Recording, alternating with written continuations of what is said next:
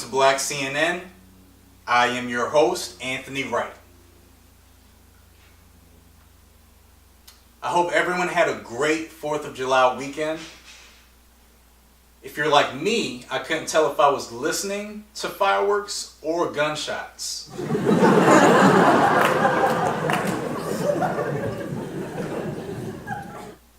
Men, are you lacking confidence?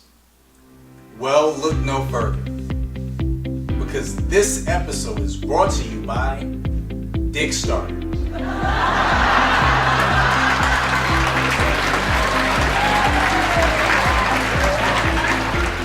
It's a crowdfunding site for men that can't afford male enhancement. Sometimes it takes a village to raise dick. Start your own campaign now. And if you invite a friend, you'll get $5 toward your project.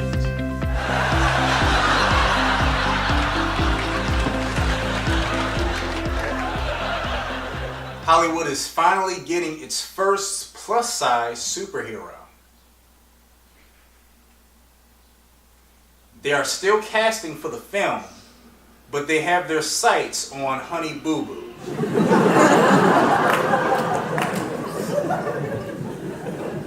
The hero's name is Saphir, and her cape can also turn into a picnic blanket.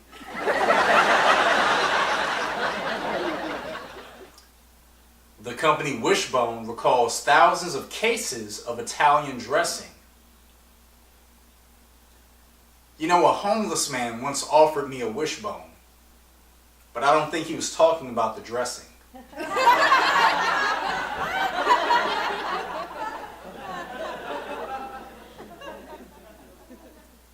Anyone who's using the salad dressing now should throw it away or return it to the store. This is the only time it's acceptable to toss your own salad.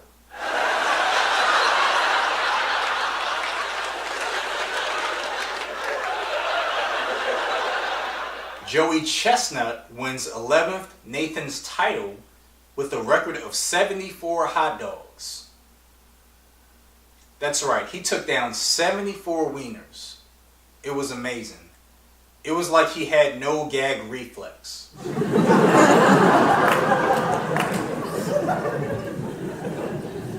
Kentucky cuts vision and dental care for 460,000 people.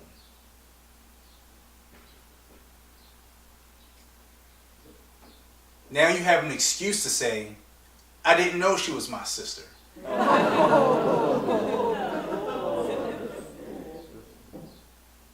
You know you're in Kentucky whenever there's a school fight and both kids remove their dentures first.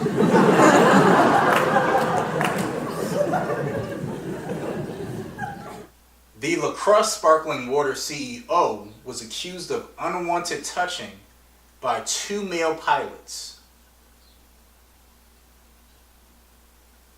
Apparently, the CEO felt like he owned their cockpits.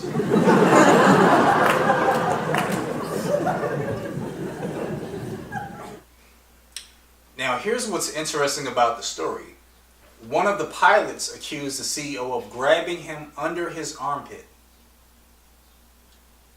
Who gets turned on by the armpit? And a better question, do you get more turned on if it's shaved?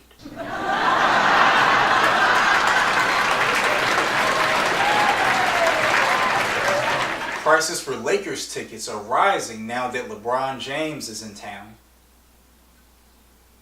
Within 20 minutes of LeBron's deal, the lowest Lakers season ticket prices on StubHub went from $3,500 to $5,800 per seat.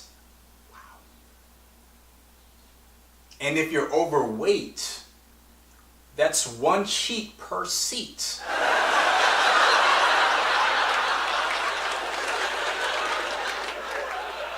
Listen, I know it's tough for Cleveland. If you wanted to watch a roster of unknowns play, you'd watch the WNBA.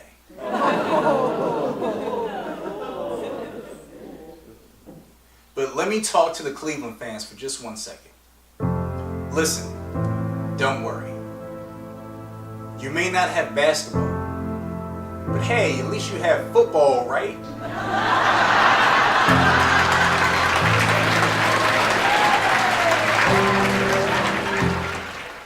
A church put Mary, Joseph, and baby Jesus in a cage to protest the zero tolerance policy.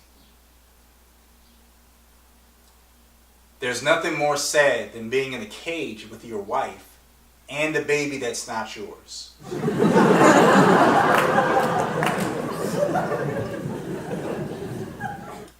The EPA chief, Scott Pruitt, resigns amid scandals and unrelenting attacks. One of his former aides told CNN that Pruitt and his staff kept secret calendars and schedules to hide controversial contacts with executives from various industries. Now, that is not to be confused with Chris Christie's secret Marie calendars.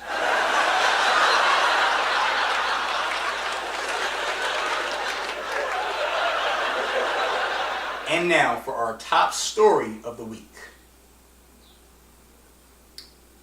The countdown to reunification. DNA tests are being used to reunite separated migrant families. You know, Maury Povich has got to be exhausted by now.